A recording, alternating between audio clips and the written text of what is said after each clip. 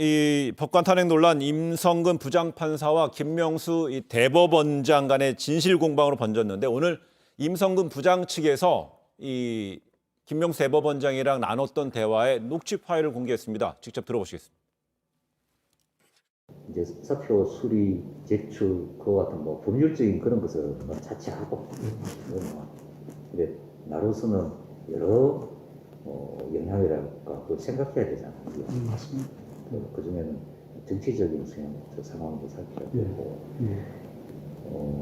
지난번에도 얘기했지만 나는 뭐 임전 사표를 내는 건 낫죠.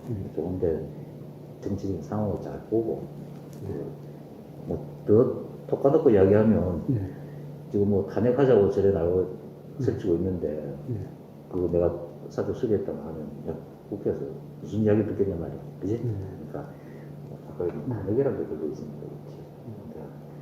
내가 나도 현실성이 있다고 생각하거나 그 탄핵이 되어야 된다는 그런 생각은 갖고 있지 않은데 일단은 그래도 정치적인 그런 것은 또 상황은 또 다른 문제니까 왜 탄핵 이야기 꺼내지도 못하게 그냥 왜냐면 수리보는 탄핵 이야기 못하잖아요. 앞서 대법원은 임 부장판사가 정식으로 사표를 제출하지도 않았다 이런 입장을 내놨었어요. 그죠? 그렇습니다. 네. 녹취록도 오전에 공개가 된 건데 소리가 좀 잘 안 들리네요. 그러니까 뭐 선명하게 잘 안 들리는데 뭐 녹취록 좀 다시 설명해 드리면 뭐 앞서서 임성근 부장판사와 김명수 대법원장의 진실 공방으로 좀 흐리던 양상이었잖아요.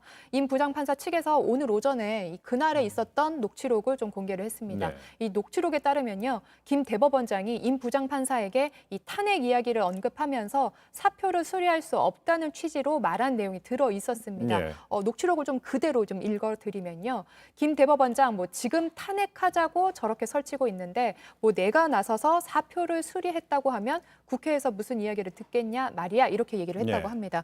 이어서요 또 이렇게도 얘기를 했는데요. 이 탄핵이라는 얘기를 꺼내지도 못하게 오늘 수리해버리면 이 탄핵 얘기를 못하잖아. 그런 비난을 받는 것은 굉장히 적절치 않다고 말했습니다. 녹취록에 따르면요.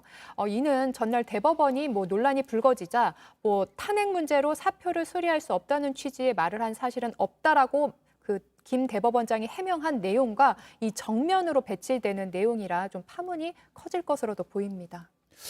오늘 이 녹취록 공개된 것에 대해 여야 반응은 좀 확연히 갈리네요, 김성환 평론가님. 그러니까 야당 입장에서는 김명수 대법원장이 대법원의 정치적 독립성, 네. 사법부의 독립성을 훼손한 것이다. 그래서 오히려 탄핵 대상이 되어야 한다 이렇게 주장하고 있고요. 뭐 민주당 입장에서는 그동안에 임성근 부장판사 탄핵안 뭐 추진을 해왔으니까 오늘 이제 표결을 통해서 그 뭐 입장을 보여주지 않을까 싶은데요. 저는 이제 이거 하나 좀 여쭤보고 싶어요. 대법원이 해명을 제대로 했느냐 안 했느냐 이런 차원을 떠나서 김명수 대법원장이 정치적이었습니까? 아니면 임성근 부장판사가 정치적이었습니까? 그 부분이 저는 핵심이라고 보는데요.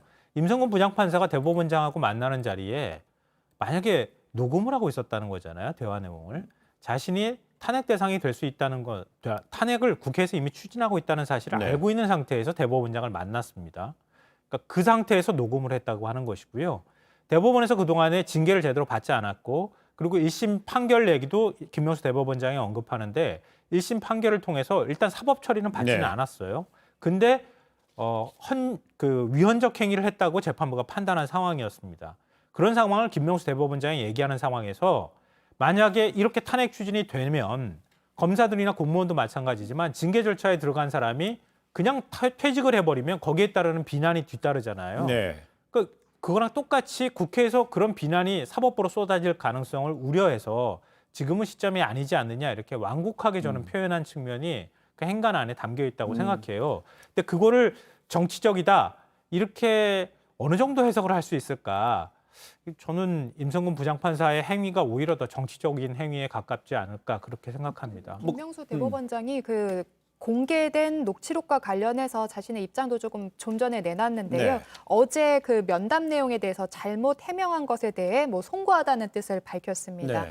당시 기억이 조금 잘 기억이 나지 않아서 이같이 말했다는 건데요. 뭐 약 9개월 전에 불분명한 기억에 의존해서 했던 기존의 답변에 대해 뭐 이와 다르게 답변한 거에 대해서 뭐 사실과 다르게 답변한 거에 대해서 뭐 송구하다고 입장을 밝혀왔습니다. 네. 이거 하나만 좀 말씀드리고 싶어요. 일반 우리 이제 그 윤석열 검찰총장 징계 문제 굉장히 시끄러웠잖아요. 검찰총장은 징계 절차에 들어가는 걸 가지고도 이제 우리 사회가 그렇게 시끄러웠었는데 일반 검사들도 역시 그런 절차들이 있어요.